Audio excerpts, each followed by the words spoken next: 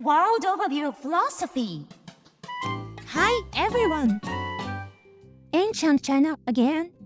The topic today is Confucianism. Although it evolved from Taoism, it has become as influential as Taoism and Buddhism. Indeed, we learned Confucius believed in Tao. Nevertheless, how did Confucianism become independent of Taoism? It also had another historical root, the Chinese family system, ZongZu. So, the next. Unlike Europe, China is centered on fertile plains and open on all sides. Therefore, various folks and tribes gathered there and fought. Even after settling in this land, they were respectively united as families with the same ancestry, ZongZu. They were identified by their surnames and performed ancestral festivals together. The people belonging to the same ZongZu were firmly tied, horizontally and vertically. They inherit status and property through the male line. What if he had brothers? In the nomadic Germanics, each brother divided the properties and moved to a different place, while in the settled Asians, only the eldest son inherited the status and all the farmland, and his younger brothers became his vassals and received portions of the territory. It would be like being treated as illegitimate children. However, as each branch family was inherited similarly, ZongZu eventually became the branch family federation, and their consensus determined the actual management. On the other hand, for the direct heir of the main family, the suzerain, only a small territory under its direct control and the right to be the ritual master of its ancestors were left. Namely, he was just a top decoration. But he still had the ultimate decision-making power, right? No, the ruler of ZongZu was the clan's founder, as ever. What? Such a man must have died a long time ago. Therefore, the suzerain summoned the deceased founder. It was a necromancer, Ru, who became intoxicated, possessed by the founder's soul, and transmitted his message. Naturally, the branch family federation had beforehand prescribed its words. Even today, the Asians only ritually communicate their collective conclusion. So, the next. In the 6th century BC, Confucius was born in a Ru family. His country Lu was a branch of the authentic Zhou dynasty, but in the confusing age, the dynasty was already weakened, and emerging powers threatened Lu. In addition, Lu was also controlled by its further branch families. Was he just a puppet of them? He didn't want to be that. So he learned Tao divination in fashion, and studied court manners in tradition. At 34, Duke Zhao of Lu sent Confucius to study in Eastern Zhou. However, when Confucius returned, the branch families had expelled Duke Zhao. He fled to the enemy state Qi, but could not get any position. So at 40, he opened a little private school in Lu. Rules relating to this were probably discriminated against. The schoolmaster Confucius was finally appointed a village mayor in 501 BC, at 52. He made his mark, and promoted by the direct selection of Duke Ding, the younger brother of Zhao, he organized diplomacy with the neighboring great power Qi. Thus, he became the attorney general, and dominated even the branch families of Lu. His disciples also increased to 3,000. However, in 497 BC, the branch families corrupted Duke Ding, and made him expel Confucius. Did he fall from grace, just in 4 years? While canvassing, he searched for countries that would recruit him and his principal disciples, in vain. Eventually at 69, he returned to Lu in 486 BC, and died in 479 BC, as just a schoolmaster.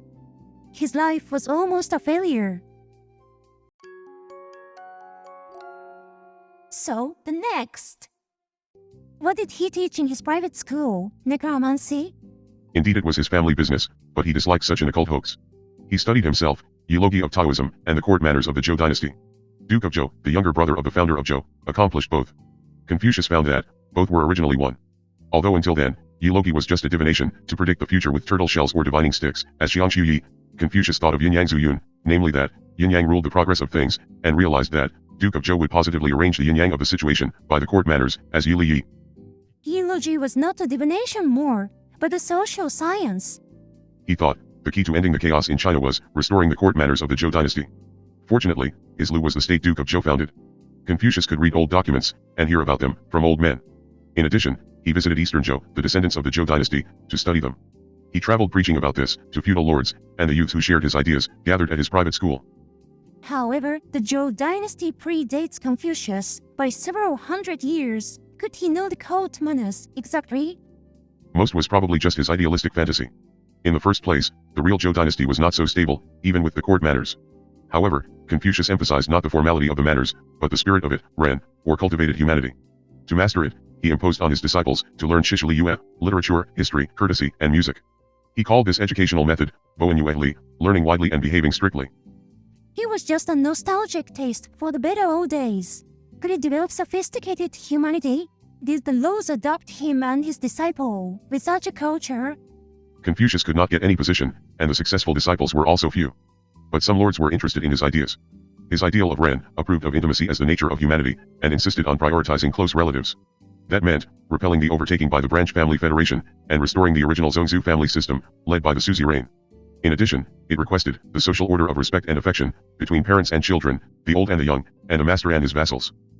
The society at that time would be full of betrayal and rebellion, even within the family and the state. So, the next. After Confucius' death, what happened to his school? First, Confucianists compiled Confucius' words and deeds into the Analects. However, Confucius had taught depending on the person and the occasion, so his teachings were often inconsistent. In addition, unlike the old disciples who accompanied Confucius on his arduous journeys, the younger disciples who entered his school later did not get on good terms with each other. The young without hardship are often arrogant. Since the time of Confucius' death, the authority of the Eastern Zhou weakened, the seven great kingdoms stood side by side as the warring states period. After all, ZongZu took over the Lu school, valued filial piety, and preserved rituals for the old ZongZu family system, while Zixia left for the West and academically taught classics to his new disciples in Wei. When the Eastern Zhou declined, the brother state Lu would also struggle to survive. The Lu school was conservative and speculative. The master ZongZu wrote Dashui, the Great Learning, to explain the method from studying things to governing the world. After that, Confucius' grandson, Zici, inherited the school, and insisted on the central balance, to comply with respective heavenly missions, in his Zhongyang, the doctrine of the mean. On the other hand, the Zixia's Wei school was pessimistic, because the study of classics revealed that the real Zhou dynasty was not so ideal. Instead, they produced many practical bureaucrats. Both schools were contrasting. Mozi was of low birth in Lu, just like Confucius, and probably learned under a Confucianist in his childhood. However, he could not agree with Confucius' Ren, prioritizing close relatives, so instead insisted on Jianai, universal love. He became a minister of Song, the southern neighboring state of Lu, and established there his original private school, Moism, to oppose Confucianism. Disliking war, he emphasized the need to build a defensive castle. He also denied fate, and asked for effort, without vain music and literature. He was openly hostile towards Confucianism. Also from the Wei school, Li Kui became independent, as a legalist. He denied the delusion of the ancient court manners more, and insisted on the clear positive law, to reward and punish. He served and developed the Wei dynasty, with the capable bureaucrats, he newly recruited through the open competition. In China, based on the ZongZu family system, adopting anyone as a high official was revolutionary. So, the next. Legalist Chen Yang was not used much in Wei, so he moved west, to the Little Qin. Breaking away from tradition, and carrying out legal reform, he elevated Qin to a great power, by the talents he gathered. Also, the new Qi established in the 4th century BC, seeking to gain hegemony over China, invited many scholars, and encouraged them to conduct research and discussion. It was named the Zixia Academy, and the scholars of Taoism, Confucianism, Moism, legalism, etc., were called various masters and 100 schools. Emerging states needed new strategies. From the Confucianist Lu school, based on the traditional ZongZu family system, Mencius paraded into the Zixia Academy with his many disciples in 318 BC, and demanded special treatment as a noble guest. In contrast to his arrogant attitude, he preached that Ren, good humanity, is the original nature of humans and our mission. His fellow, ZhuangZi, hating artificial pretty words like Mencius, converted to Taoism that respects Wu Wei Ziran, do nothing and leave all to nature, and retire to the life of the ordinary people. Mencius might be the rightful successor of Confucius, but troublesome. Anyway, Mencius and his disciples taught Confucianism there. Shunzi also studied it at the Zixia Academy, but was shocked by the contradiction between Mencius' high-sounding talk and his exorbitant arrogance. Contrary to Mencius, he thought, human nature is rather evil, and advocated the need for a strict formal manner to correct the evils. Thus, he formed another party in the same Lu school. Mencius' education worked negatively. Zhou Yan studied history at the Zixia Academy. Not only following Confucius Yin Yang Zhu Yun, he added Wu Daji Yun from Wu Qi's theory. He thought, dynasties transfer from mud trust, wood humanity, metal justice, fire wisdom, water decorum, to the first again, because the latter is superior to the former. Wu Qi's of Taoism transformed Confucian virtues. Han Fei and Li Si learned under the Confucianist Shunzi of evil nature theory. They thought, explicit law is more effective than the stale manner, and converted to legalism.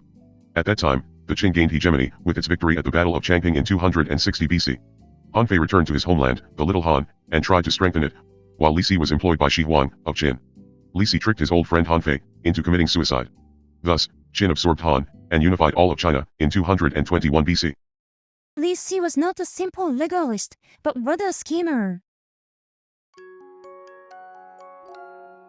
So, the next. The new emperor Shi Huang, of the Qin dynasty, adopted Li Si's legalism and meritocracy, without considering the candidate's origin. Confucianists strongly criticized the disregard for the traditional ZongZu family system. Li Si carried out without hesitation the burning of books and burying of scholars. The Confucians had underestimated him. However, the Qin dynasty quickly self-destruct. As legalism, it applied the uniform laws to the vast unified China, but it did not suit the actual circumstances of each region. Eventually, a rebellion broke out, and another Han dynasty was established in 207 BC. It adopted an eclectic policy of centralizing power, but leaving local matters to the local authorities. It restored the ZongZu family system, so that the Confucianists played an active role again as their ritual masters. Reality doesn't always follow logic.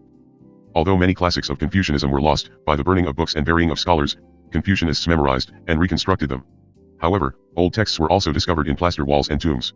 Thus, Confucian classics were divided into two different systems, the modern texts and the old texts, and debates had arisen over their authenticity. After all, the modern texts were regarded as orthodox. Old texts might seem more reliable, but they probably contained many forgeries. Initially, the Han dynasty liked Wan Laoism, leaving things in the field, following the Taoist legend of Wang Di and Lao Zi's policy, and appointed various scholars as doctors to advise it.